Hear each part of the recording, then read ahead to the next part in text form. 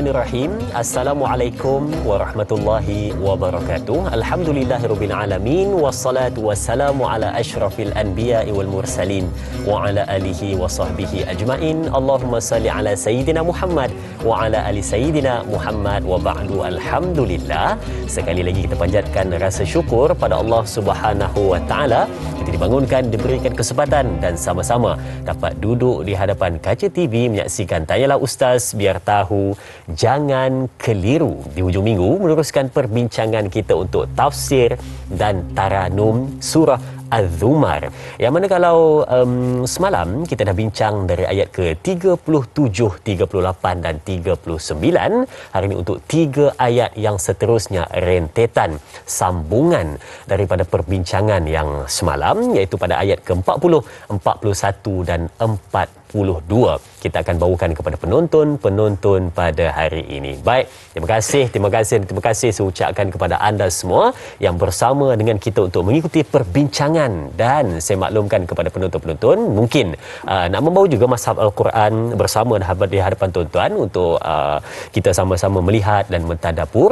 Kalau kami di sini menggunakan tafsir pimpinan Ar-Rahman dari Syekh Abdullah Basmih yang mana kita bawakan kepada anda, dan juga anda boleh ambil mushaf Al-Quran di rumah, sama-sama kita lihat terjemahan dan apa 3 ayat yang bakal dikongsikan oleh Al-Fadil Ustaz Bintang Ilmuwan yang kita bawakan khas kepada penonton-penonton pada hari ini. Baik, okey, untuk tanggal 29 Mei bersamaan dengan 28 Syawal 1443 Hijrah kita dipertemukan. Jika penonton-penonton ingin buat pertanyaan soalan, boleh pergi ke 2 saluran kita seperti biasa. Untuk buat panggilan boleh pergi ke 0377261603, dan jika nak bertanya di ruangan komen di Facebook rasmi kita di Tanyalah Ustaz TV3. Dan saya maklumkan kepada penonton-penonton untuk buat panggilan tunggu sehingga talian dibuka, dan pastikan soalan yang anda ingin kemukakan, pastikan soalan itu mudah dipahami, senang untuk kita baca, dan kalau boleh satu penonton satu soalan, dan kita bagi ruang, kita nak raikan semua yang ingin bertanya pada hari ini untuk tafsir dan taranum. Baik, Al-Fadil Ustaz Bintang Ilmuwan juga dah bersama dengan kita pada hari ini. Semalam kita bawakan, hari ini sekali lagi bersama dengan Al-Fadil Ustaz Dr. Muhammad Luqman Ibrahim di studio. Baik Ustaz, hari ini sambungan saya. Kalau 3 semalam kita dah dengar berkenaan dengan bagaimana orang yang dia ini datang seruan tapi dia menidakkan, dan juga ada yang berserah tapi tidak berusaha, bertawakal tapi tidak berusaha, dan degil ketika benda hidayah sampai. Hari ini sambungan, kesinambungan, rentetan dari itu. Silakan Ustaz, 3 ayat. A'udzubillahi minasyaitonirrajim. Bismillahirrahmanirrahim.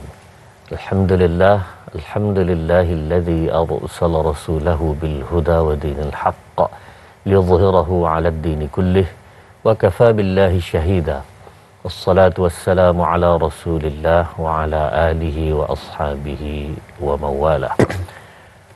Terima kasih dan Azrin, tuan-tuan muslim-muslimat rahmat Allah sekalian. Sebagaimana yang biasa, kita akan mulakan dulu dengan 3 ayat ini. Ustaz akan baca dengan tarannum sikah untuk sama-sama kita memulakan perbincangan insya-Allah. A'udzu billahi minasyaitonir rajim. Bismillahirrahmanirrahim.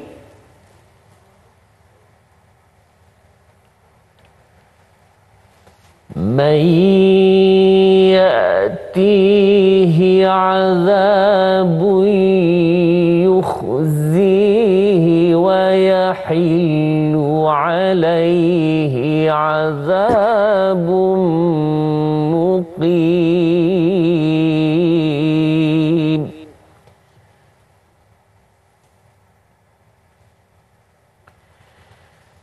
Inna anzalna 'alaikal kitaba lin-nasi bil haqq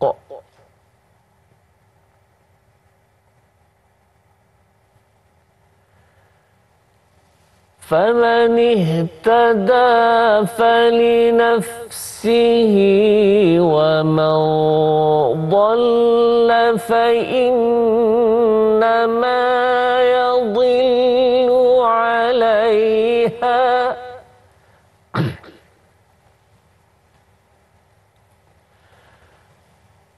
وما أنت عليهم بوكيل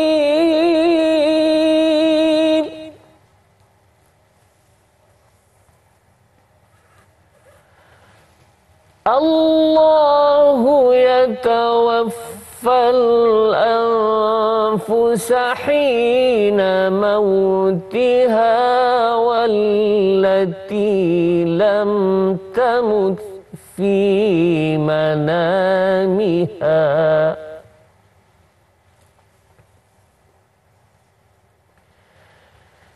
فيمسك التي قضى عليها الموت ويرسل الأخرى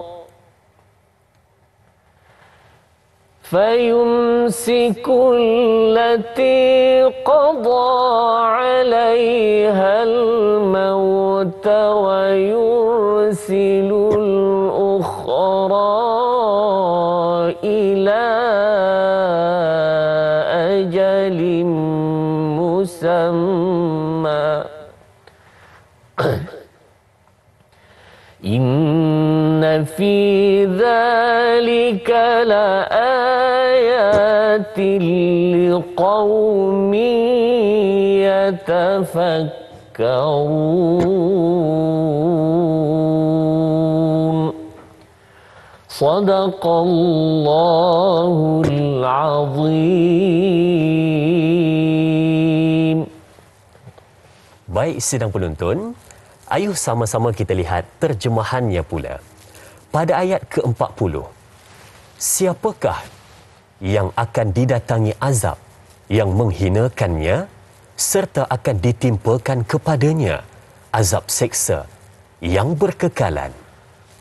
Pada ayat ke-41, sesungguhnya kami telah menurunkan kepadamu, wahai Muhammad, kitab suci Al-Quran yang menyatakan segala kebenaran untuk menjadi panduan hidup kepada umat manusia seluruhnya. Oleh itu, siapa yang mendapat hidayah petunjuk beramal menurutnya, maka faedahnya terpulang kepada dirinya sendiri.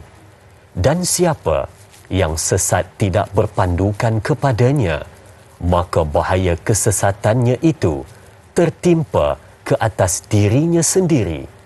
Dan engkau, wahai Muhammad, hanyalah penyampai, bukanlah yang menjadi wakil yang menguasai keadaan dan bawaan mereka.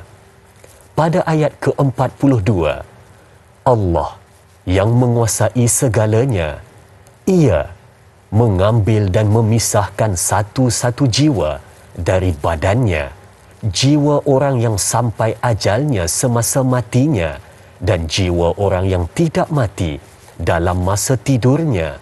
Kemudian Ia menahan jiwa orang yang Ia tetapkan matinya dan melepaskan balik jiwanya yang lain ke dalam badannya sehingga sampai ajal yang ditentukan. Sesungguhnya yang demikian itu mengandungi tanda-tanda yang membuktikan kekuasaan Allah bagi kaum yang berfikir untuk memahaminya. Sidang penonton, itu bacaan 3 ayat sebentar tadi, ayat 40, 41 dan 42 dan beserta terjemahan sebentar tadi yang kita bawakan kepada penonton-penonton. Jadi secara asas dan dasarnya kita dah dapat apa sebenarnya kita nak bincangkan pada hari ini, tetapi kita nak lihat dengan lebih dalam. Jom kita tadabbur bersama dengan Al-Fadil. Ustaz, silakan. Ya. Terima kasih Nazrin dan tuan-tuan muslim-muslimat rahmat Allah sekalian. Alhamdulillah dapat kita bersama lagi pada pagi ini dan Ustaz dah bacakan 3 ayat tadi dan ini adalah sebenarnya Nazrin sebut tadi kesinambungan rentetan kepada ayat yang 3 ayat yang semalam lah. Dan tuan-tuan muslimat rahmat Allah sekalian, dalam ayat nombor 40 itu adalah berhubungan terus dengan ayat nombor 39. Kalau tuan-tuan berada di depan mushaf boleh tengok yang 39 itu. Iaitu Rasulullah sallallahu alaihi wasallam melalui ayat ini menyebutkan bahawa wahai orang-orang musyrikin, orang kafir, maka kamu buatlah segala perancangan kamu, amalan kamu. Kalau kamu nak menyekat Islam, kamu nak melakukan gangguan kepada Nabi, sekatan kepada Nabi dan seumpama, silakan. Sebabnya inni amilun, aku juga akan melakukan perkara yang sama. Maksudnya Rasulullah akan terus melakukan apa yang Allah Subhanahu Wa Taala perintahkan. Fasaufa ta'lamun, dan kamu akan dapat melihat man ya'tihi azabun yukhzi, siapa yang dapat azab, siapa yang dapat malapetaka itu akan ditentukan oleh Allah Subhanahu Wa Taala. Wa yahillu alaihi azabun muqim. Maksudnya bahawa Allah Subhanahu Wa Taala akan mendatangkan azab yang sangat pedih. Tuan-tuan muslimin rahmati Allah sekalian, bila disebutkan tentang ayat ini, bahawa Nabi sallallahu alaihi wasallam menyatakan akan berlakunya azab, akan ditimpa malapetaka kepada orang yang menentang agama Allah Subhanahu Wa Taala. Sebagaimana Azrin semalam kita bincang, kenapa Allah Subhanahu Wa Taala nak azab sangat? Ya dah. Tak boleh ke Allah maafkan? Selalu kita guna perkataan ini, sedangkan Nabi ampunkan umat. Kenapa Allah Subhanahu Wa Taala nak azab manusia ini? Tuan-tuan, kita telah jawab semalam bahawa antara perkara paling penting kita dengan Allah Subhanahu Wa Taala telah ada satu perjanjian, MOU. Perjanjian apa? Iaitu perjanjian pertama mentuhankan Allah. Ustaz dah bacakan ayat pada semalam. Yang kedua ialah perjanjian iaitu kita sanggup menerima amanah. Azrin, sekiranya kita nak kerja di mana-mana pejabat, kan? Betul. Azrin pasal kerja apa semua, mesti kita ada satu perjanjian, sign tak? Offer letter. Offer letter tu kan, kemudian kita saya setuju mematuhi undang-undang semua kan, itu. Kemudian kita bawah tu kita sign. Baik. Sekiranya bila kita telah bersetuju, kemudian kita langgar, apakah yang bos akan buat? Ada tindakan tata tertib. Ya, itu antara. Itu kita kata ringan lah. Betul.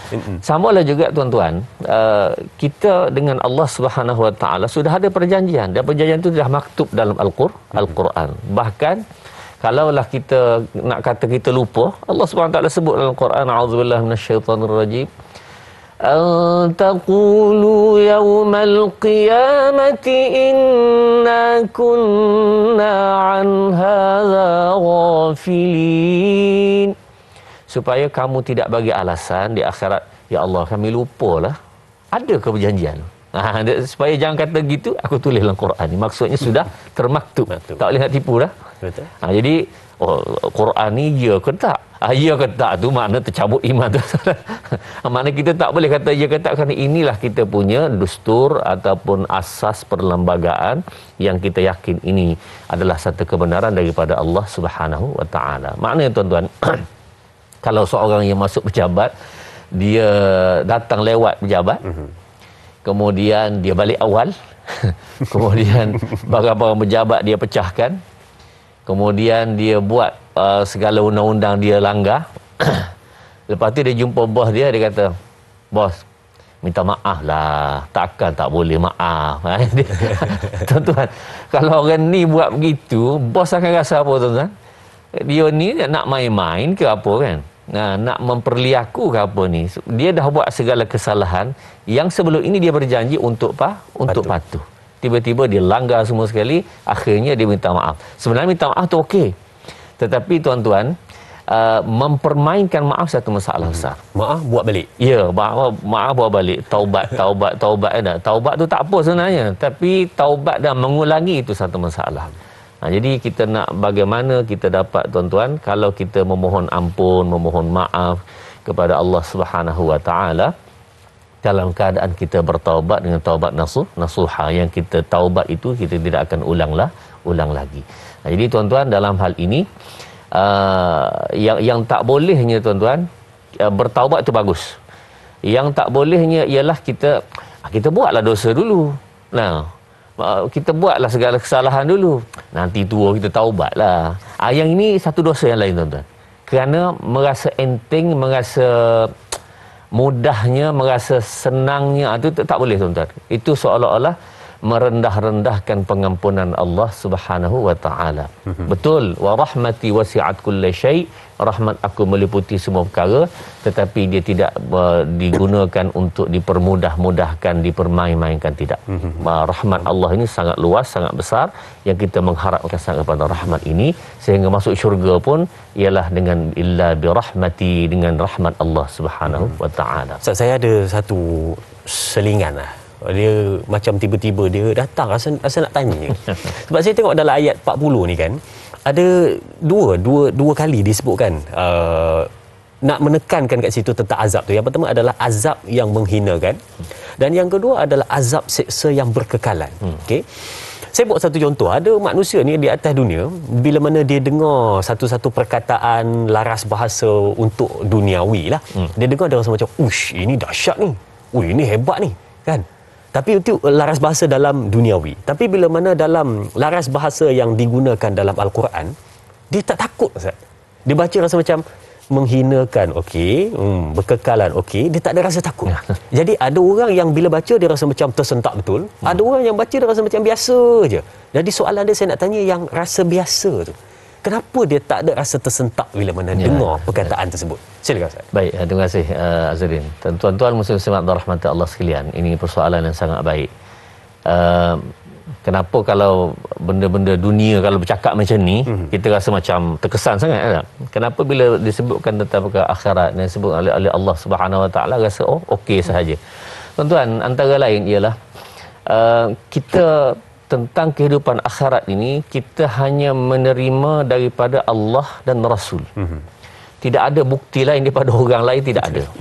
Jadi oleh kerana tidak ada ni, kita rasa macam ya tak ya, kan? Macam ya tak ya. Betul, seorang Islam itu mesti keyakinan dia akan ada hari akhirat. Mesti. Kalau tak ada tu dia tidak beriman kepada Allah Subhanahu Wa Taala. Tapi tuan-tuan, bukti secara ini Allah Subhanahu Wa Taala tidak beri. Tak ada pula satu manusia yang sampai kepada kita yang hidup balik beritahu bahawa begini akhirat, tidak ada, tuan-tuan. Maka dengan sebab itu manusia akan rasa macam enteng, rasa main-main. Tapi tuan-tuan, ada buktinya, insya-Allah, yang kita akan bincangkan lagi selepas ni. Serah pada Azri. Dia rasa ringan, rasa enteng, sebab ialah mungkin ada sesuatu yang bermain dalam hati dia tu kan. Baik, banyak lagi kita nak teruskan selepas ini untuk perbincangan tafsir dan taranum surah Az-Zumar. Jangan ke mana-mana, berehat sebentar lagi kita akan kembali bersama Tanyalah Ustaz, biar tahu jangan keliru.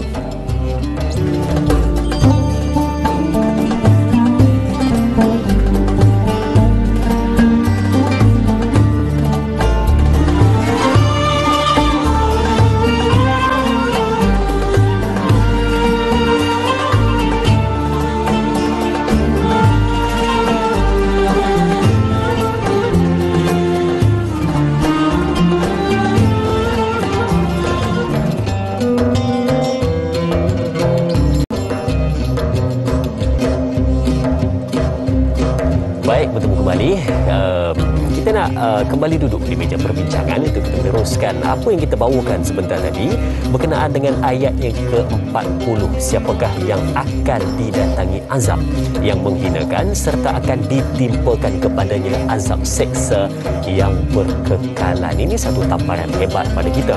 Bila mana kita membaca, kita fahami dan kita lihat apa makna di sebalik yang cuba disampaikan. Sebab tu, bila mana kita baca, kita kena tengok terjemahannya dan kita cuba untuk fahami supaya sampai ke dalam hati. Sebab itu kita bawakan tafsir dan taranum untuk hujung minggu kita. Baik, untuk ayat ke-41, silakan Ustaz. Tuan-tuan muslim-muslimat rahmat Allah sekalian, dalam ayat ke-41 Allah Subhanahu Wa Taala menyebutkan tentang bahawa Allah menurunkan inna anzalna 'alaikal kitaba lin-nasi bil haqq. Kami turunkan Al-Quran kepada kamu ya Muhammad. Tujunya kepada linnas. Maksudnya untuk kegunaan kita, untuk menyempurnakan hidup kita ni, pandunya kepada Al-Quran bil haqqi, dengan kebenaran. Dan tuan-tuan, Al-Quran ini bila disebut tentang kebenarannya, zaman dahulu para sahabat bila Rasulullah sebut satu perkara, mereka beriman dia. Tak ada hak, tak ada hak, terus terima. Itu PL perangai sifat sahabat. Yang ini sukar nak dicarilah. Terima sahaja. Tetapi pada zaman itu, sekalipun tidak ada satu pengkajian yang tentang mukjizat Al-Quran secara khusus, pengkajiannya barangkali tak jumpalah. Sebahagian kecil barangkali ada. Tapi mereka tetap beriman. Sebabnya asas kepada Al-Quran ini ialah allazina yu'minuna bil ghaib, beriman kepada benda-benda yang ghaib. Maknanya banyak yang dalam Quran itu mencerita benda ghaib yang diterima secara bulat-bulat begitu oleh para sahabat. Baik, zaman sekarang tuan-tuan, ada pelbagai pengkajian. Kajian itu, kajian ini, tuan-tuan boleh rujuk dalam internet, dalam YouTube, macam mana orang buat kajian, dan akhirnya mereka buat kajian ini, mereka dapat bahawa Al-Quran itu memang benar. Memang benar. Cuma selepas daripada kebenaran itu tak percaya juga. Ini masalah besar. Dah masalah besar. Tak ada bukti, nak bukti. Ya. Dah ada bukti, tak percaya pula. Tak percaya pula. Dia degil. Ya jahadun kan. Jadi tuan-tuan muslimin rahmat Allah sekalian. Jadi sebab itu saya bagi contoh mudah. Dalam Al-Quran, Allah Subhanahu Wa Taala sebut, kalau buka surah Rum kan, A'udzubillahi minasyaitonirrajim. Alif Lam Mim. غلبت الروم في أدنى الأرض وهم من بعد غلبهم سيغلبون في بضع سنين. Alif Lam Mim. غلبت الروم في أدنى الأرض. Dikalahkan Rom itu dari satu tempat yang hampir, atau dalam terjemahan lain tempat tanah yang rendah. Tuan-tuan, ada dua mukjizat Al-Quran yang Allah sebut dalam satu ayat ini tuan-tuan. Ya, ada dua. Pertama sekali Adnal Ardi. Rom dikalahkan oleh Farsi pada masa itu di satu tanah yang rendah, rupanya tuan-tuan, tempat di kawasan dekat Palestin sana, yang Baitul Maqdis, yang berlaku kekalahan Rom pada Farsi ini. Bila diukur dengan ketinggian aras laut, rupanya itulah tanah paling rendah. Dan Allah gunakan perkataan isim tafdil, adana. Adana makna paling. Paling rendah. Jadi macam mana boleh tahu apa ni tanah itu paling rendah sedangkan tidak ada apa kajian sains pada masa itu. Ini tuan-tuan luar biasa. Sahabat macam mana nak ukur pada masa itu kan. Sekarang adalah kajian-kajiannya. Jadi tuan-tuan, sahabat hanya menerima perkara ini. Adnal ardi. Kita sekarang dah ada kajian, tengok saja, tak jadi tuan-tuan. Kena beriman kepada Allah dan Rasul. Maknanya menambah dan mengukuhkan iman. Satu. Yang kedua ialah tentang mukjizat Al-Quran, iaitu bila Farsi mengalahkan Rom, maka orang Quraisy pada masa itu kata kepada Rasulullah, kata para sahabat, kamu kata kamu agama langit kan, maksud daripada Allah. Sekarang kamu tengok Rom itu agama Kristian juga daripada langit, sebab Islam ni mengiktiraf juga agama Kristian itu sebagai agama langit, cuma yuharrifunal kalim, mereka telah mengubahnya. Baik, tak apa, mengubah itu perkara kedua, tapi asalnya adalah daripada Allah Subhanahu Wa Taala. Tengok, agama langit kalah kepada agama nyembah matahari. Tak? Maknanya sepatutnya agama langit kena menang lah. Jadi orang Islam pada masa itu rasa macam sakit sangat jiwa mereka, dikutuk begitu. Ya, tanya pada Rasul, ya Rasulullah, macam mana ini? Kita agama benar, tiba-tiba kalah. Maknanya Rom itu seolah-olah mewakili satu agama langit yang lain. Kenapa boleh kalah? Maka begitu tuan-tuan. Turunlah ayat ini. Wahum min ba'di ghalabihim sayaghlibun. Mereka ini walaupun kalah tapi akan menang balik. Bila? Fi bid'i sinin. Dalam beberapa tahun. Tuan-tuan, beberapa tahun dalam bahasa Arab, bid'i antara 3 hingga 9. 3 hingga 9. Baik, pada masa itu orang kafir Quraisy ini tuan-tuan, dia telah buat pertaruhan. Pertaruhannya bid' ini makna 3 hingga 9. Kamu nak bertaruh berapa? Kita buatlah satu jalan tengah, kita ambil 7 kan. Kita ambil 6. Siapa yang nak bertaruh 3 sampai 6 letak duit. Siapa nak bertaruh 6 ke atas sehingga 9 tu letak duit. Jadi tuan-tuan, dengan izin Allah Subhanahu Wa Taala, Allah sebut bid'ah ni rupanya betul-betul Rom menang balik. Quran cakap ni sebelum berlaku. Tapi berlakunya ialah apa dia? Dalam masa 7 tahun Rom menang semula. Poin yang saya sebut di sini ialah kebenaran Al-Quran. Dan kufar Quraisy ni, mereka bertaruh tu, walaupun bertaruh itu haram, tetapi tuan-tuan, maksudnya apa? Maksud mereka percayalah bahawa Quran itu benar. Cumanya yang mereka anggapnya antara 3 hingga 9 tu mereka tak pasti boleh, tak tahu bila berlaku. Tak tahu bila, itu saja. Tapi mana mereka yakin Quran itu benar. Mana daripada pertaruhan itu mengakui bahawa Quran itu benar. Inna anzalna alaikal kitaba bil haqq. Faman ihtada fali nafsih. Siapa-siapa yang dapat panduan daripada Al-Quran ni sebenarnya untuk diri dia. Wa man dhalla fa inna ma yadhillu 'alaiha. Kalaulah dia sesat, maka sesat untuk diri dia juga. Dia tidak berkait dengan Allah Subhanahu Wa Taala. Tuan-tuan, kalau cakap begini, ayat begini, Allah bermaksud bahawa Quran ini adalah sumber hidayat dan Quran ini juga boleh kata sumber kesesatan. Berat cakap begitu kan. Tapi perhatikan tuan-tuan, ayat surah Al-Baqarah Allah sebutkan yudhillu bihi katsiran wa yahdi bihi katsiran. Yudhillu bihi katsiran, ramai sesat kerana Quran.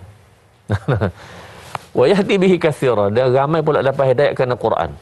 Macam mana kalau kalau dapat hidayah kerana Quran, logiklah kan? Betul. Petunjuk. Nah, hidayah daripada Quran, okeylah. Dapat kesesatan daripada Quran, macam mana ni. Jadi tuan-tuan saudara Abdul Rahman Ta'ala, ini bermaksud bahawa dapat kesesatan ini ialah orang yang ikut Quran dapat hidayah.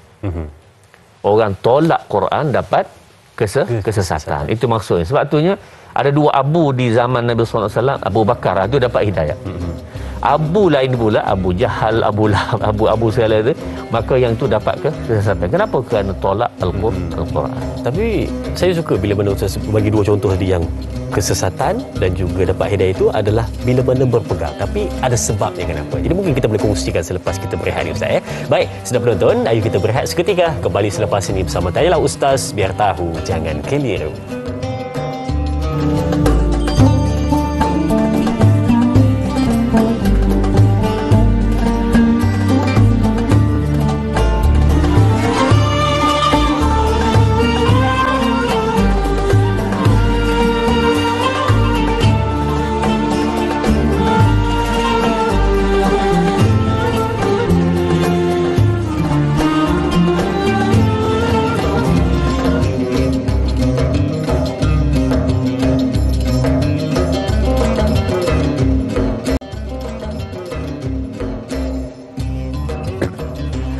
Baik, terima kasih dan terima kasih diucapkan kepada semua penonton yang terus bersama dengan kita. Keluarga besar Tanyalah Ustaz sekarang berada bersama untuk mendengar perbincangan surah Az-Zumar ayat 40 sehingga ayat yang ke-42 untuk kita dapatkan intipati daripada ayat-ayat yang kita bawakan khas kepada anda semua. Baik, perbincangan ayat ke-41 berkenaan dengan bagaimana kitab suci Al-Quran ini adalah membawa kebenaran dan bila mana berpegang maka akan mendapat hidayah.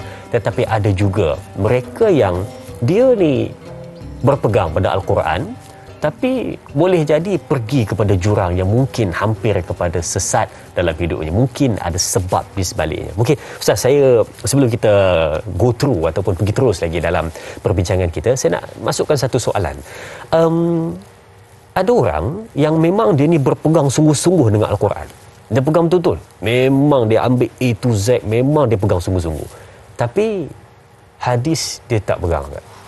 Hadis dia kata tak. Aku berpegang dengan Quran je sebab Quran ni memang dah yakin betul dah dari Allah. Hadis ni kadang-kadang dia kata ada yang tak berapa kuat apa semua dhaif. Jadi tak dia kata aku hanya Quran saja. Orang macam ini dia kategori macam mana ni Ustaz? Silakan. Baik, terima kasih Azrin, soalan yang baik. Dan tuan-tuan saudara Abdul Rahman Allah sekalian, betul lah, memang ada golongan dia panggil, kalau dulu dia panggil Jemaah Al-Quran Malaysia, JAM. Ada kumpulan dia. Maknanya dia pegang Quran. Ya. Okey.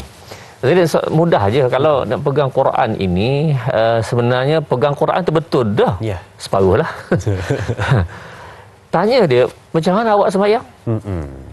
Kan. Okey, sekarang kita nak pegang Quran. Cuba tanya macam mana nak sembahyang. Dalam Quran ajar macam mana? Memang terdiam, dia tak boleh. Ya dalam Quran, ya allazina amanu ruk'u wasjudu. Rokok sujud je. Itu je ada. Kemudian nak ambil sembahyang macam mana? Ada ya ayyuhallazina amanu idza qumtum ila shalah faghsilu wujuhakum wa aydiyakum ila al-marafiq wamsahu bi ru'usikum wa arjulakum ila al-ka'bain. Basuh muka, tangan hingga siku, sapu kepala, basuh kaki. Itu pun tidak detail macam mana caranya. Maka sebab itulah kata para ulama dalam hal ini, awak pegang kepada Quran rupanya separuh je. Tinggal yang Allah suruh, a'udzubillahi minasyaitonirrajim. وَمَا آتَاكُمُ الرَّسُولُ فَخُذُوهُ وَمَا نَهَاكُمْ عَنْهُ فَانْتَهُوا. Apa-apa yang Rasul bawa, ambil. Tak. Maknanya Quran ini mengiktiraf satu orang manusia bernama Rasul, iaitu Muhammad sallallahu alaihi wasallam. Jadi kalau kamu pegang Quran saja tinggal hadis, mau tinggal yang bahagian ayat itu pula, ayat tu. Jadi ambil separuh ayat, tinggal separuh ayat yang lain. Itu satu kesalahan. Dan kalau dia buat begitu, sebenarnya walaupun dia kata pegang Quran, dia terkeluar daripada agama ini. Kerana meninggalkan ayat juga. Nah, afatu'minuna bi ba'dil kitab wa takfuruna bi ba'd. Kenapa kamu beriman sebahagian kamu tinggal? Hakikatnya orang yang berpegang hanya kepada Quran tak sembahyang pun dia. Kalau tidak tunjukkan bagaimana kamu sembahyang. Sebab itulah ada satu video tuan-tuan, saya tak nak sebut nama lah. Tapi orang pegang pada Quran telah ditanya dalam video itu, cuba tunjukkan cara sembahyang. Sampai kesudah dia tak nak tunjukkan. Dan kita yakin dia tak sembahyang lah.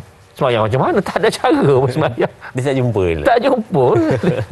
Sebab keterangan itu daripada seorang batang tubuh yang bernama Muhammad sallallahu alaihi wasallam.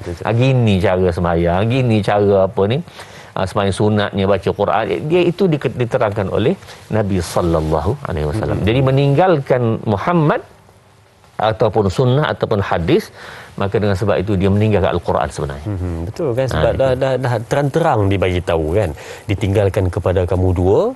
Kalau kamu berpegang selama-lamanya, kalau kamu pegang dengan kedua-duanya, kamu takkan sesat buat selama-lamanya. Bukan hanya Quran, tapi Al-Quran dan juga sunnah Nabi SAW, iaitu hadis. Dua-dua kita pegang. Jadi mungkin ada di antara kita hari ini yang berfikiran macam itu, ya, dia pegang Quran, dia hadis betul lah, maka tidak sebenarnya. Silap tu. Baik. Okey Ustaz, mungkin kita nak teruskan dengan ayat ke-42 perbincangan kita untuk tadabbur. Silakan. Ya. Tuan-tuan muslimin rahmat Allah sekalian, pada ayat yang 42, saya sebutkan secara umum dulu, insya-Allah sampai kepada perbincangan nanti, iaitu bahawa Allah Subhanahu wa taala mematikan manusia dalam bentuk dua cara. Nah, iaitu pertama mati yang sebenar. Nah, mati sebenar ni mati teruslah. Yang kedua adalah mati sementara, yang kita panggil adalah mati ketika tidur. Kalau Allah nak seseorang itu mati sungguh, maka fayumsiku lati qada alaiha, kami pegang rohnya itu ketika kita tidur, tuan-tuan, roh kita tercabut. Bila roh kita tercabut, masa itu sebenarnya kita mati, istilah mati kecil. Jadi bila Allah nak mati sungguh, Allah pegang roh tersebut. Tetapi kalau Allah nak dia hidup balik, maka orang itu wa yursilul ukhra ila ajalin musamma, Allah masukkan balik roh dalam tubuhnya, maka dia hidup semula. Jadi tuan-tuan, maka marilah kita sama menginsafi Ustaz juga, Azrin dan tuan-tuan muslim-muslimat rahmat Allah sekalian. Maknanya tiap-tiap hari kita mati sebenarnya. Sungguh tuan-tuan, memang tiap-tiap hari kita mati. Tidur tu matilah sebenarnya. Jadi kalau Allah nak, memang Allah boleh pegang roh itu, maka habis cerita kita, mati sungguh. Tak akan boleh kembali lagi dah. Tetapi oleh kerana Allah nak supaya kita masih hidup dan ada peluang untuk kita bertaubat, berbuat baik amalan agama ini tuan-tuan, maka alhamdulillah kita hidup kembali. Jadi cuma saya nak sentuh sikit tuan-tuan dalam hal ini, kisahnya tentang Nabi Isa alaihi salam. Nabi Isa, saya bila Ustaz sebut tadi yang tiap-tiap hari kita mati tu, saya tu ada terjumpa ada orang tulis, saya tak ingat siapa yang tulis tu, tapi saya ingat tulisan dia kata kita ni setiap kali tidur kita rehearsal. Dia kata kita dah rehearsal untuk kematian tersebut, tapi tak ramai orang yang sedar. Dia kata sebenarnya tidur itu mati sementara. Iya. Mati itu adalah tidur selamanya. Tapi sebelum kita sambung kisah Nabi Isa AS tadi, kita nak bagi ruang kepada ustaz dan penonton-penonton untuk sekali lagi kita berehat seketika. Kita kembali selepas ini bersama berbincangan Tanyalah Ustaz, biar tahu. Jangan keliru, jangan ke mana-mana.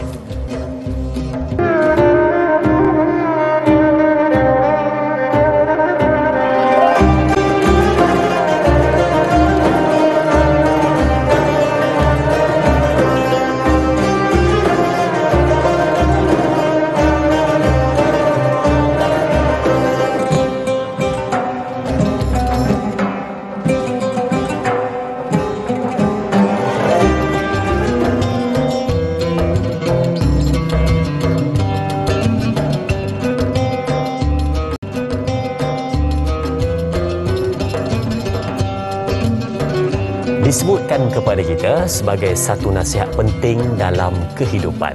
Dengarkan, wahai penonton, jika kamu inginkan sebaik-baik penjaga, cukuplah Allah bagi kamu. Jika kamu mahukan sebaik-baik kekayaan, cukuplah qanaah bagi kamu. Dan jika kamu mahukan sebaik-baik hujah, maka cukuplah Al-Quran bagi kamu. Dan jika kamu mahukan sebaik-baik nasihat, maka cukuplah kematian bagi kamu. Jadi ini adalah 4 benda yang boleh kita ambil sebagai iktibar pada hari ini, khususnya yang keempat saya sebutkan tadi. Jika kita mahukan sebaik-baik dan sebesar-besar nasihat, namanya adalah mati. Sebab itu dalam ayat ke-42 ini membincangkan tentang satu perkara yang nampak satu perkataan yang mudah disebut dan biasa juga disebut, tetapi dia adalah satu benda yang amat-amat mengerikan. Dia adalah perpisahan satu jasad dengan dunia yang sangat kita cintai. Baik, untuk meneruskan perbincangan, ayo kita kembali untuk cerita Nabi Isa AS sebentar tadi. Jom saya serahkan pada Ustaz, silakan. Terima kasih Azrin. Tuan-tuan muslimat dan rahmat Allah sekalian, berkenaan dengan ayat ini Ustaz nak angkat sikit tentang Nabi Allah Isa AS. Ya. Nabi Allah Isa AS ini diangkat oleh Allah Subhanahu Wa Taala semasa dia hidup, naik ke langit. Baik, dan akan turun kembali pada akhir zaman nanti, ketika mana nak berperang Dajjal. Tuan-tuan muslimat dan rahmat Allah sekalian, dalam Al-Quran Allah SWT sebut surah Al-Imran, a'udzubillahi minasyaitonir rajim, إذ قال الله يا عيسى إني متوفيك ورافعك إلي ومطهرك من الذين كفروا. Baik, wahai Isa, inni mutawaffika wa rafi'uka ilayya. Aku matikan kamu, kemudian aku angkat. Baik. Tuan-tuan, ini menjadi khilaf ulama. Menjadi khilaf ulama, Nabi Isa ini hidup ke mati? Masa dia angkat itu hidup ke mati? Ada sebut. Sebab sebutnya mutawaffika. Baik tuan-tuan, terbagi dua ulama ini, cuma jumhur ulama mengatakan hidup. Masa dia hidup. Sebahagian kecil mengatakan bahawa dimatikan, berdasarkan inilah mutawaffika. Baik tuan-tuan, perkataannya ialah mutawaffi daripada tawaffa. Ya tawaffa, inilah perkataan maksudnya mati. Baik tuan-tuan, Ustaz nak kaitkan di sini pendalilan para ulama bahawa Nabi Isa alaihissalam majoritinya mengatakan bahawa pada masa itu dia bukan mati, dia macam lali-lali tertidur sikit gitu. Lalu Allah angkat dia pada masa itu. Sama dengan ayat ini, guna perkataan matikan, rupanya tertidur tu juga dengan nama dimatikan. Maksudnya Nabi Isa alaihissalam tidak dimatikan, tapi dia masih hidup, tinggal lagi dia masa tu orang Kelantan kata jenera lah, ataupun terlelap. Terlelap tu dikira sebagai, sebab ayat ini guna perkataan sama, Allahu yatawaffal anfus, mematikan. Rupanya mati itu maksud tidur pun ya, mati sebenar pun ya. Jadi sebab itu Nabi Isa alaihissalam tergolong daripada golongan inilah. Ketika mana dia diangkat ke langit. Maknanya dua-dua itu adalah membawa masuk kepada mati. Tapi satu yang kecil, ada lagi satu adalah yang mati sebenar. Yang selamanya, mati yang sebenar. Baik, sedang penonton, kini talian sudah pun dibuka. Anda boleh buat panggilan untuk bertanyakan soalan di nombor yang kita sediakan 0377261603 ataupun bertanya di ruangan Facebook rasmi kita, Tanyalah Ustaz TV3. Baik, soalan pertama di Facebook dari sahabat kita Al-Shal. Katanya, Assalamualaikum Ustaz, ayat 40. Dalam ayat ini, siapakah yang akan didatangkan azab yang hina serta berkekalan di akhirat nanti? Mohon sedikit Ustaz boleh kongsikan siapa orang itu. Silakan. Baik, terima kasih kepada Al-Shal. Terima kasih. Ini nama itulah timang-timangan lah kan. Tuan-tuan saya simak Abdul Rahman Allah sinar soalan yang baik berkenaan dengan ayat nombor 40 tu. Sebenarnya Rasulullah SAW dicabar oleh orang-orang musyrikin. Mereka buat satu tipu daya, komplot nak berlakukan pada Nabi dan Islam. Maka Allah Subhanahu Wa Taala memberi balasan ini kepada mereka. Dan tuan-tuan, bahkan mereka mencabar ini dalam ayat-ayat yang lain disebutkan wa yaquluna mata hadzal wa'du in kuntum sadiqin. Ya Muhammad, kalau betul lah azab cuba datang sekarang. Allah sebut ayat yang lain lagi, ata amrullahi fala tastajilu. Pasti datang azab, jangan kamu minta segera. Pasti akan datang dan sampai juga satu ketika. Kemudian mereka cabar lagi, fa'amtir alaina hijaratan minas sama. Kalau betul lah ya Muhammad, cuba turunkan hujan batu. Macam-macam dia cabar ya. Jadi tuan-tuan, Allah Subhanahu Wa Taala dalam hal ini, orang-orang yang tidak meyakini, yang tidak percaya, dia nak bukti pada masa itu, Allah tidak terikat dengan persoalan-persoalan mereka ini. Kalau Allah nak, Allah boleh beri, tetapi banyaknya Allah Subhanahu Wa Taala tangguhkan. Ada kaum-kaum yang Allah SWT balas segera, tapi tak banyak. Bahkan dalam surah Yasin, balasan Allah Subhanahu Wa Taala ini adalah lebih banyaknya Allah tangguh. Illa rahmatan minna wa mata'an ila hin. Penangguhan itu sebenarnya rahmat. Supaya apa dia? Kita boleh mohon ampun kepada Allah. Supaya kita boleh bertaubat. Supaya kita boleh insaf semula. Itu ada alhamdulillah Allah tangguh. Tak sebahagian orang dia buat dosa. Aku buat dosa pun okey lah. Tak ada apa, tak sembahyang pun sihat. Itu istidraj namanya. Tu sekejap, sebab Allah tak terikat dengan masa pun. Allah mencipta masa, dia tak terikat dengan masa. Yang lama itu kita yang rasa. Okey itu kita yang rasa. Sebenarnya tak okey, tuan-tuan. Jadi tuan-tuan, ini adalah satu peringatan kepada kaum musyrikin sebenarnya, tapi juga orang-orang yang berpendapat sama seperti itu. Aku buat dosa, tak ada masalah. Kaya je, ada okey aja, sihat je. Ada. Itu sebenarnya istidraj daripada Allah Subhanahu Wa Taala. Baik. Okey Ustaz, kita ada pemanggil juga di talian. Assalamualaikum. Waalaikumsalam warahmatullahi wabarakatuh. Ya tuan, siapa di sana? Suara macam saya dengar tu. Itu Kinan Haji Muhammad Talib. Oh ya tuan, silakan soalan tuan. Baik, sebelum tu terasa ada lagi raya. Saya tak ucapkan selamat hari raya. Maaf lahir dan batin Dr. dan Azrin. Ya. Selamat hari juga tuan. Okey. Baik, soalannya Ustaz dan Dai. Ya, silakan. Dalam ayat 41 ada mengatakan hidayah. Hidayah petunjuk daripada Allah. Dan hidayah itu kepunyaan Allah. Jadi saya nak minta pandangan daripada Ustaz. Adakah orang-orang yang ingkar perintah Allah, contoh, dia tak sembahyang, dia tak nak buat kerja baik lah, dia selalu mungkar. Adakah hidayah dia bagi ke ataupun macam mana ya? Sebab hidayah ni biasanya yang baik-baik. Tapi kalau yang jahat tu macam mana? Saja soalannya pagi ni ya. Terima kasih banyak-banyak Ustaz dan Dai. Assalamualaikum. Waalaikumsalam warahmatullahi. Ceria Tuan Teganon bertanya soalan ya. Terima kasih tuan atas soalannya. Berkenaan dengan dia kata hidayah ni yang baik-baik, tapi yang tak baik tu panggil apa pula katanya. Silakan Ustaz. Baik, terima kasih pada Haji Tukanon. Semoga Allah memberi kesihatan, berpanjangan dan selamat hari raya kembalilah. Tuan-tuan sesimak rahmat Allah sekalian, berkenaan dengan hidayah, Allah Subhanahu Wa Taala memang Allah sebut dengan jelas, innaka la tahdi man ahbabta walakinallaha yahdi man yasha. Milik Allah lah hidayah tersebut. Dan hidayah tersebut tidak boleh diberi oleh sesiapa, hatta oleh seorang rasul, iaitu innaka tadi merujuk kepada Nabi Muhammad sallallahu alaihi wasallam. Cuma tuan-tuan sekalian rahmat Allah sekalian, manusia ini Allah Subhanahu Wa Taala beri dua pilihan. Ikhtiar dipanggil. Dua pilihan. Yang ini sejak daripada awal Al-Quran sampai ke hujung, Allah memberi petunjuk kepada manusia dua perkara. Yang ini manusia kena pilih. Dah. A'udzubillahi minasyaitonirrajim. Inna hadainahu as-sabila imma syakiran wa imma kafura. Kami hidayah. Hadaina tu hidayah kan, maksud beri tunjuk pada manusia dua jalan. Imma syakira, nak jadi orang baik, taat perintah Allah, wa imma kafura, ataupun kufur kepada Allah. Nah, man syaa'a falyu'min wa man syaa'a falyakfur. Siapa nak beriman sila beriman, tak nak pun tak apa.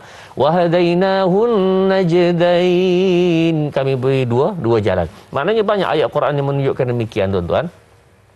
Pada masa itu manusia kena pilih. Ada. Benarlah Allah bentangkan kepada kita, tapi Allah nak kita memilih. Maka pada masa tanggungjawabnya memilih yang baik. Dia tak bolehlah bagi alasan pula. Dia kata macam Haji Terkena sebut tadi, tak semayang. Kita tanya dia, kenapa tak semayang? Tak dapat hidayat.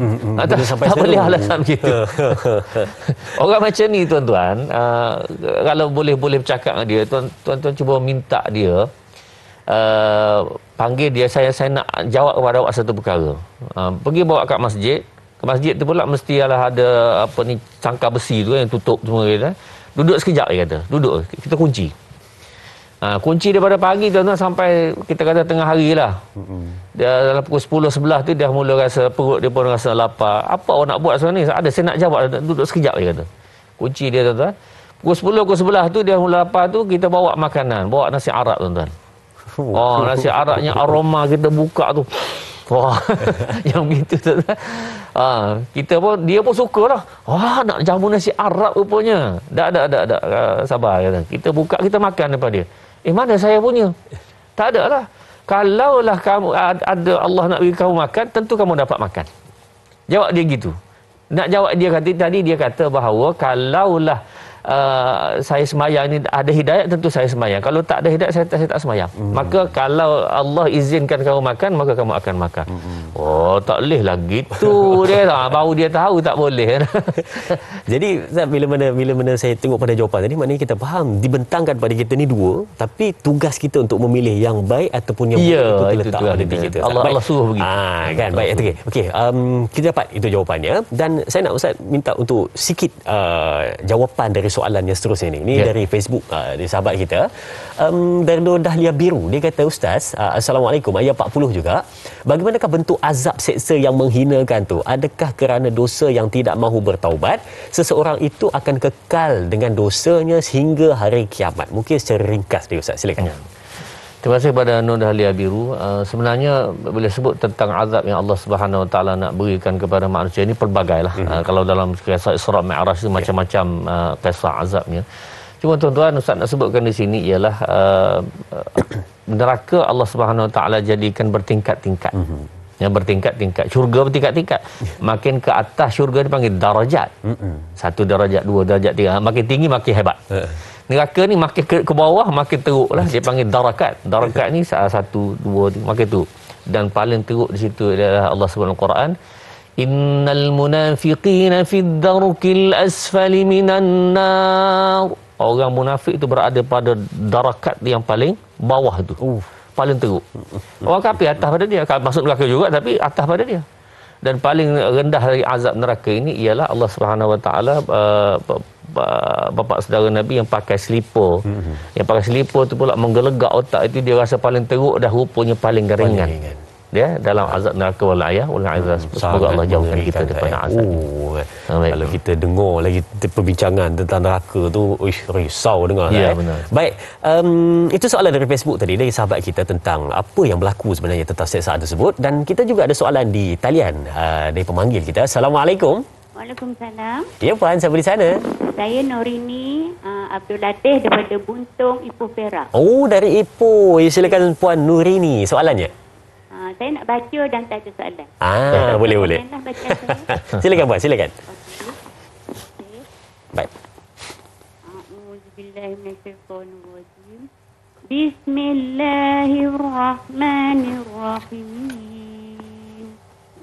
Man يأتيه عذاب يخزيه ويحل عليه عذاب مقيم إنا أنزلنا عليك الكتاب للناس بالحق فمن اهتدى فلنفسه ومن ضل فإنما يضل عليها وما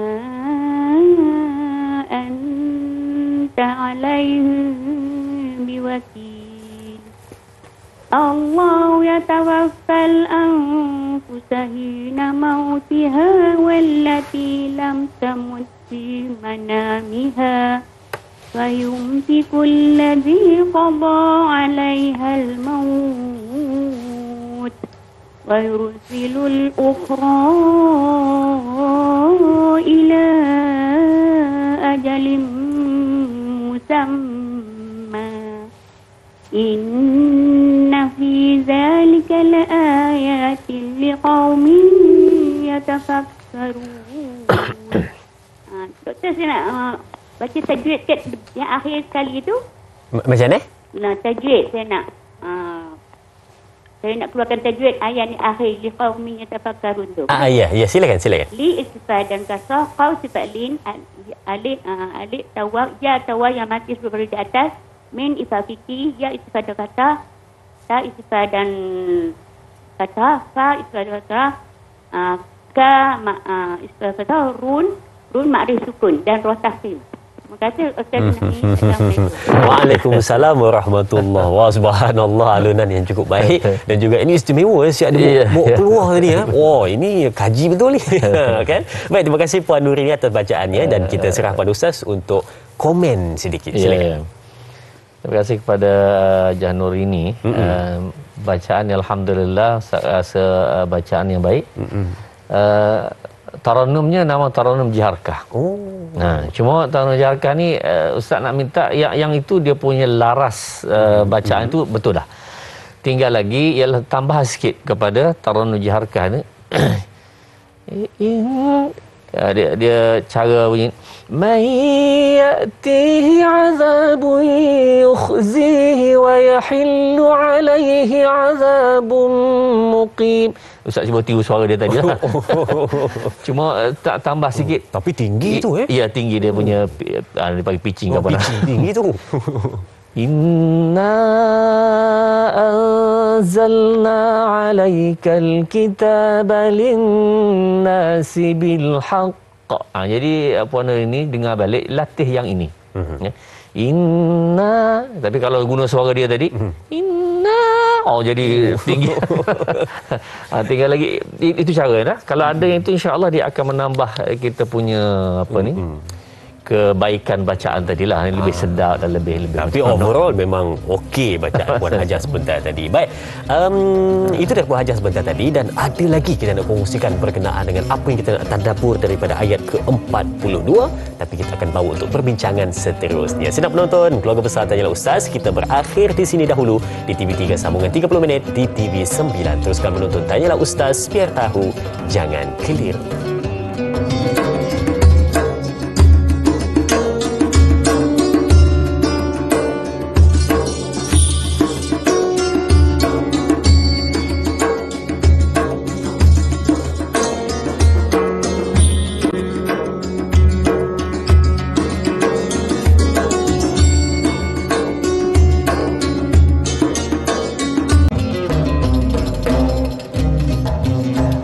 Alhamdulillah, kembali bersua ya saya dengan Keluarga Besar Tanyalah Ustaz yang masih setia bersama dengan kita untuk mendengar perbincangan sehingga ke penghujung. Yang paling penting di hujung nanti ya, kita akan berikan 3 intipati dan juga 3 isi penting daripada perbincangan yang kita rangkumkan pada hari ini untuk kita jadikan nota penting dalam simpanan kita. Baik, jom kita lihat soalan seterusnya di Facebook Tanyalah Ustaz TV3 dari sahabat kita. Mari kita tinjau. Baik, dari Sahziatus Sidi katanya, Assalamualaikum, ayat ke-41.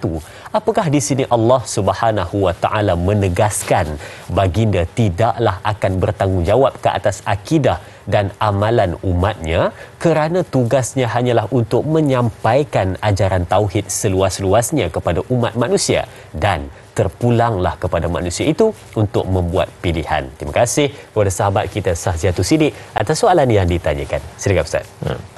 Terima kasih kepada soalan Sahziatul Siddiq, soalan yang sangat baik, dan tuan-tuan ini berkaitan terus kepada ayat nombor 41 lah. A'udzubillahi minasyaitonirrajim. Wa ma anta 'alaihim biwakil. Dan kamu, yakni Muhammad, tidaklah menjadi wakil ataupun kamu terpaksa bertanggungjawab kepadanya. Betul seperti mana yang disebut dalam soalan tersebut, iaitu Rasulullah tugasnya wa ma alaina illal balaghul mubin. Tugasnya ialah menyampai balaghul mubin. Tuan-tuan, walaupun demikian Nabi SAW ni menjadi satu kepelikan kepada Nabi SAW, oleh kerana baginda ini melihat sendiri. Mana boleh dikatakan barangkali satu-satunya, Ustaz tak pasti Rasul-Rasul yang lain, tapi Rasulullah SAW adalah manusia yang dapat melihat dengan mata kepalanya neraka macam mana, syurga macam mana. Nah, ini luar biasa. Jadi dengan sebab itulah tuan-tuan, bila Rasulullah kembali semula ke bersama dengan para sahabat, bersama dengan manusia, orang Islam, orang kafir apa semua, maka Rasulullah sallallahu alaihi wasallam berusaha untuk manusia ini mematuhi perintah Allah, masuk Islam, perintah Allah dan Rasul ni. Rasulullah buat dengan sehabis daya sehingga disebut dalam Al-Quran, kalau mati pun tak apa. Ayat disebut kamu tak akan dipertanggungjawab ya Muhammad. Betul. Tetapi Rasulullah punya usaha ikhtiar supaya orang masuk Islam, kalau dia mati pun tak apa. A'udzubillahi minasyaitonirrajim. La'allaka bakhi'un nafsaka alla yakunu mu'minin. Hampir-hampir Rasulullah tu nak biar mati aku pun tak apa, yang penting kamu, maknanya kalau tukar tuan-tuan, kamu masuk Islam aku mati, rela begitu sampai tahap itu Nabi sallallahu alaihi wasallam. Maknanya Rasulullah buat dengan sehabis-habis daya, tak mahu kalau boleh satu umatnya pun mati masuk neraka.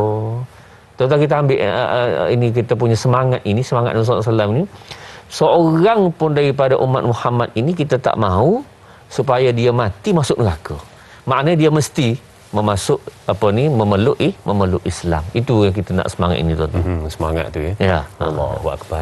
Tersentak saya dengar jawapan Ustaz tadi ya. Oh, sangat-sangat mendalam jawapan tu. Baik, kita ada pemanggil di talian. Assalamualaikum. Waalaikumsalam warahmatullahi wabarakatuh. Dai Azrin dan Dr. Muhammad Luqman Ibrahim.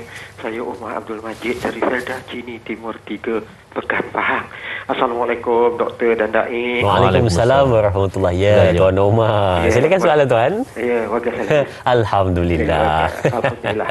Jadi soalan saya begini Doktor. Dalam ayat ke-40 tadi, kita dah tahu dah Doktor ya, kalau dah kejahatan tu mestilah dibalas dengan kejahatan, kebaikan tu dibalas dengan kebaikan. Ni Doktor, persoalannya Doktor, ada yang berpandangan kalau dah umur dia tu 40 ke atas tu, dia tak akan berubah dah. Dia kata ada yang berpandangan begitu Doktor. Saya pun tak tahu daripada mana dia dapat perkara macam ni kan, apa yang dikatakan pendapat macam ni. Jadi soalan saya, jika sekiranya kalau dah 40 tahun ke atas tu umur tak mau tak berubah, apakah dia akan terus ke bagaimana ke Doktor? Dan kalau nak taubat pun dah tak boleh dah, kalau dikata dah sebagai dah terlambat dah Doktor. Jadi soalan saya, bolehkah kita berpandangan begini Doktor? Dah terlambat dah umur dah 50 lebih 60 dah, tapi perangai tak berubah-ubah, dia tak akan berubah sehingga ke akhir hayat. Boleh kita berpandangan, berprasangka begitu kepada Allah Subhanahu Wa Taala, sedangkan Allah bersifat Maha Pengampun lagi Maha Penyayang ini Doktor. Itu soalan saya Doktor dan Dai. Terima kasih banyak Doktor dan Dai. Assalamualaikum. Waalaikumsalam warahmatullahi. Terima kasih Tuan Omar atas soalan yang diajukan. Betul juga ya. Dia kata daripada mana datangnya, dia kata umur 40 ni tak berubah dah, memang macam ni sampai bila-bila, tak boleh nak buat apa dah, dia kata. Betul ke macam tu Ustaz? Silakan. Terima kasih Tuan Haji Omar, tuan-tuan muslim dan rahmati Allah sekalian. Benar, ramai berpandangan demikianlah. Tak boleh nak pergi dah ni. Nak buat macam mana pun tak jadi. Tuan-tuan, pertama sekali Allah Subhanahu Wa Taala sangat marah kepada sifat berputus asa. Dalam Quran sebut a'udzubillahi minasyaitonirrajim. Wala tayasu min rauhillah. Nah, yang satu lagi min rahmatillah, maknanya jangan kamu berputus asa, maknanya sentiasa mengharap kepada Allah Subhanahu wa taala, itu penting sampai kita mati. Sampai kita mati mengharapkan Allah Subhanahu wa taala akan pandu kita, akan ampun kita sampai kita mati. Sekalipun kita banyak dosa, banyak kesalahan, tetapi harapan itu tetap kekal sampai bila-bila. Tuan-tuan dan puan-puan rahmat Allah sekalian. Ustaz nak buat satu kisah. Kisah ini tuan-tuan, Ustaz dengan salah satu orang syekh bercakap seperti inilah. Ada dirakamkan dalam satu program TV. Dia cerita ini mengubah hidupnya 360 darjah. 360 darjah. Pusing habis tu. Ya, pusing habis. Itu tuan-tuan, dia satu ketika ada satu orang yang minum arak. Tuan-tuan biasa orang minum arak ni lah mabuknya apa semua kan. Tapi satu jemaah yang tuan-tuan biasa dengar lah, jemaah tabligh, Ustaz sebut dengan jelas lah, jemaah tabligh. Dia pergilah jumpa orang ni kan. Jumpa ni. Jadi pujuk, akhirnya orang dia kata, okeylah aku nak datang masjid lah. Nak datang masjid. Bila datang masjid, botol arak kat tangan ni. Botol arak kat tangan. Maka jemaah masjid marah lah. Datang masjid apa bawa botol arak ni kan. Jadi jemaah yang tabligh nasihatlah supaya tinggalkan botol tu kat luar, naik atas masjid. Tapi jemaah lain marah jugalah ya, sebab dia ada bawa araknya apa semua. Tapi dengan sebab itu berlakulah macam konflik sikit antara jemaah yang biasa dengan jemaah tabligh ni. Akhirnya suruh dia ambil air semaya, bersihkan tubuh apa semua mandi apa semua dulu, naiklah atas masjid, dia semayanglah. Walaupun jemaah lain tak suka, tapi dia semayanglah juga. Semayang tuan-tuan dengan nak ditakdirkan oleh Allah Subhanahu wa taala, dia semayang sujud yang terakhir tuan-tuan, orang lain semua bangun, dia tak bangun, rupanya dia mati dalam sujud. Nak beritahu apa dia tuan-tuan, kita tak tahu macam mana pengakhiran kita yang sebenar. Kita tak tahu. Dia kata inilah yang telah mengubah sejarah hidup saya. Dia kata saya terima kita kena berikhtiar kepada satu orang, berdoa satu orang sampai dia mati. Boleh jadi itulah pengakhiran seperti mana orang peminum arak tadi mati dalam sujud. Macam masalah pengampunan Allah macam mana kita serah kepada Allah Subhanahu wa taala. Tapi daripada kisah ini tuan-tuan, jangan berputus asa, biarlah kita mati dalam keadaan mengharapkan rahmat dan redha Allah Subhanahu wa taala. Jadi berputus asa itu satu kesalahan dan itulah tipu daya syaitan. Wal-a'yadu billah. Wallahu a'lam. Wow. Itu cerita di Malaysia? Iya. Tidak. Bukan. Kisah itu dicerita dalam bahasa Arab. Ustaz dengar ada satu video. InsyaAllah nanti kita upkan balik itu video tersebut insyaAllah. Hebat cerita. Satu cerita yang bagi saya sangat-sangat bermotivasi untuk kita pada pagi ini. Itu tamparan hebat pada kita. Baik, kita ada pemanggil di talian. Assalamualaikum. Waalaikumsalam warahmatullahi taala wabarakatuh. Ni Mamu Hanifah dari Pulau Pinang. Ya Mamu. Doa kat ustaz semua doa lah biar selamat dari dunia sampai akhirat siapa-siapa yang amin insyaallah. Terima kasih Mamu. Doa kita doa lah sama-sama.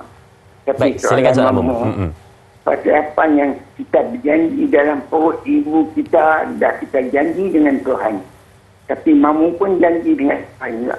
Pasal apa kita keluar ni, kita tinggal perintah Tuhan. Pasal apa yang kita jadi jahil, nama ni jahil, teruk ni jahil. Pasal apa yang kita jadi, awak Tuhan tak mau bagi jadi kita daripada perut ibu tu kita keluar sampai ayat maut kita jadi elok. Pasal apa yang kita tak mau jadi, nama tak mau jadi. Pasal apa yang kesalahan kita buat atas muka bumi ni.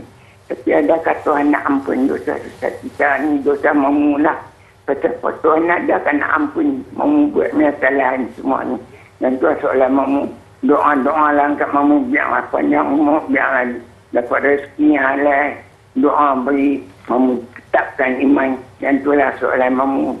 Kita minta ampun pada Tuhan semua sekali. Baik. Assalamualaikum warahmatullahi taala wabarakatuh. Waalaikumsalam warahmatullahi. Terima kasih Mamu atas soalan yang ditanyakan, mengharapkan keampunan dan juga teringin untuk berada dalam keadaan baik, tetapi risau adakah diterima ataupun tidak keampunan tersebut. Ustaz, bagaimana, silakan sedikit. Baik, sebagai respon kepada soalan Mamu tadi, beliau menyebutkan tentang kita lahir pada perut ibu, kita tidak tahu. Sebenarnya tuan-tuan dan rahmat Allah sekalian, Ustaz, Azrin, semua kru-kru dan tuan-tuan puan-puan, kita sama taraf keluar daripada perut ibu. Allah SWT sebut, a'udzubillahi minasyaitanirrajim, wallahu akhrajakum min butuni ummahatikum la ta'lamuna syai'a. Allah keluarkan kamu daripada perut ibu kamu, makna kita lahir, la ta'lamuna syai'a, kamu tak tahu apa-apa pun. Ustaz tak tahu apa-apa, Azrin pun sama, tuan-tuan pun semua sama. Daripada situlah kita bermula, maknanya kita masuk sekolah, belajar, kemudian kita menambah ilmu, kemudian kita mengikuti ilmu itu, fayattabi'una ahsanah, yang benda-benda yang baik kita belajar, kita ikut, maka inilah orang yang insya-Allah di sisi Allah Subhanahu Wa Taala akan berada dalam rahmatnya. Jadi kalau cakap kita tak tahu, kalau cakap kita tak ada ilmu, ya benar, semua sama saja. Tapi tuan-tuan, kita menambah ilmu dan kita beramal, inilah orang yang insya-Allah dia ada masa depan yang baik di akhirat kelak. Atas muka dunia, bahkan di akhirat. Syaratnya dia top up ilmu tadi dan beramal dengan insya-Allah. Maknanya semakin hari semakin baik, semakin hari semakin elok, kan? Bukannya kita ni bila mana semakin hari semakin teruk dan semakin hari semakin banyak lagi benda silap yang kita buat dalam kehidupan kita. Yang penting belajar, dalami ilmu agama dan perbaiki kehidupan. Baik, sedang penonton, kita berehat seketika, kembali selepas ini bersama Tanyalah Ustaz, biar tahu jangan keliru.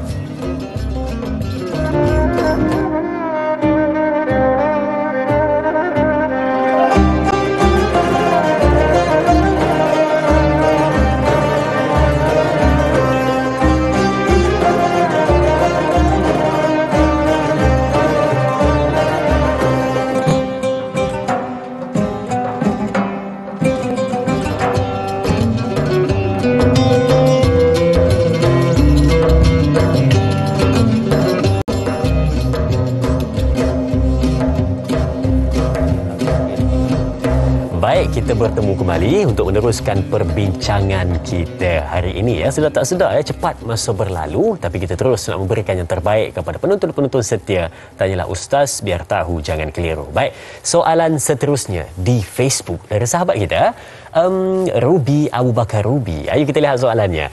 Ayat ke-42 katanya, Assalamualaikum, sesungguhnya demikian itu terdapat tanda-tanda kebesaran Allah bagi kaum yang berfikir. Dan soalannya, apakah tanda-tanda kebesaran Allah yang dimaksudkan dalam ayat ini, Ustaz? Terima kasih kepada sahabat kita atas soalan yang ditanyakan. Silakan, Ustaz. Baik, terima kasih kepada Ruby Abu Bakar. Tuan-tuan muslim rahmat Allah sekalian, ayat ini merujuk jelas kepada satu perkara berkenaan dengan ruh. Dan dalam surah Al-Kahfi, wa yas'alunaka 'anir ruh qulir ruhu min amri rabbi wa ma utitum minal ilmi illa qalila.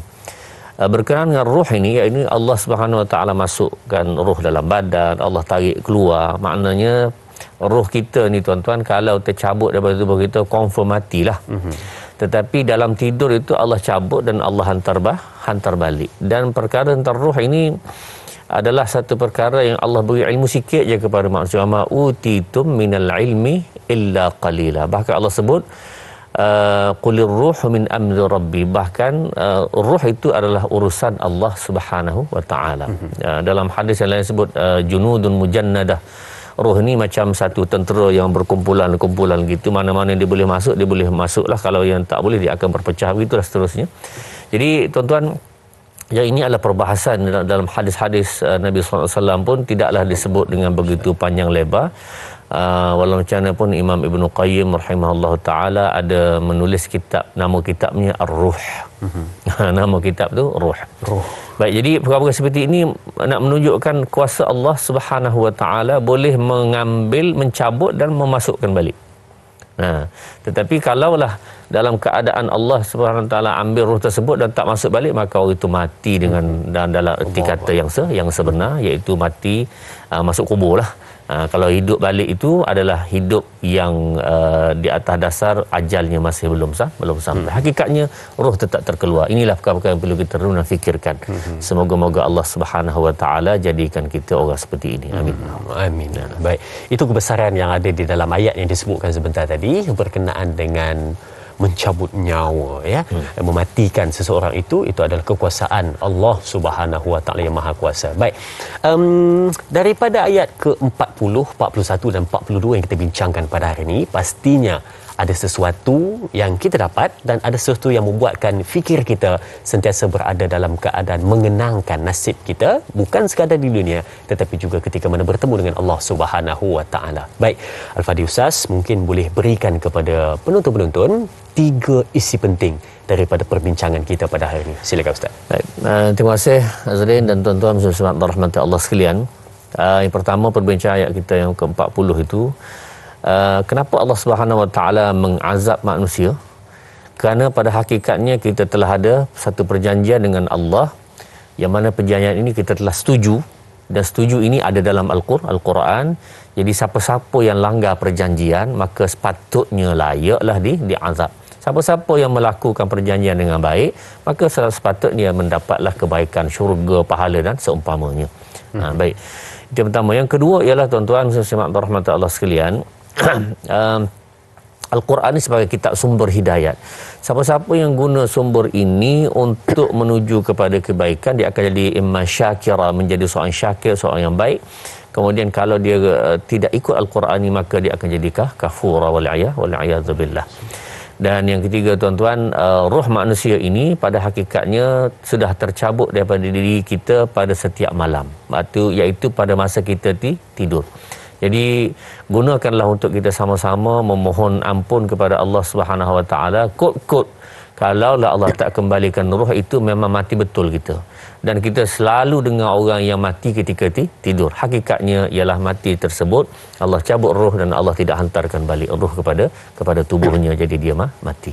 Semoga Allah matikan kita dalam keadaan sebaik-baiknya. Amin ya rabbal alamin. Amin ya rabbal alamin. Baik, kalau saya dapat lihat berkenaan dengan 3 yang Ustaz berikan kepada kita untuk intipati ataupun isi penting yang patut kita dalami pada hari ini. Yang pertama adalah berkenaan dengan janji kita. Kenang balik janji kita di hadapan Allah Subhanahu wa taala. Yang kedua tentang perasaan kita untuk bersyukur dan jangan menjadi seorang yang kufur dengan segala yang nikmat Allah bagi pada kita. Dan yang kedua, yang ke-42 tadi, untuk yang ketiga adalah berkenaan dengan bagaimana kehidupan kita. Saya Ustaz sebut dah 2 kali, tapi 2 kali rasa macam tersentak betul. Setiap hari kita dah merasai kematian, tetapi adalah bila mana kita ni bangkit semula, itu adalah rezeki daripada Allah Subhanahu wa taala untuk menyambung kehidupan kita.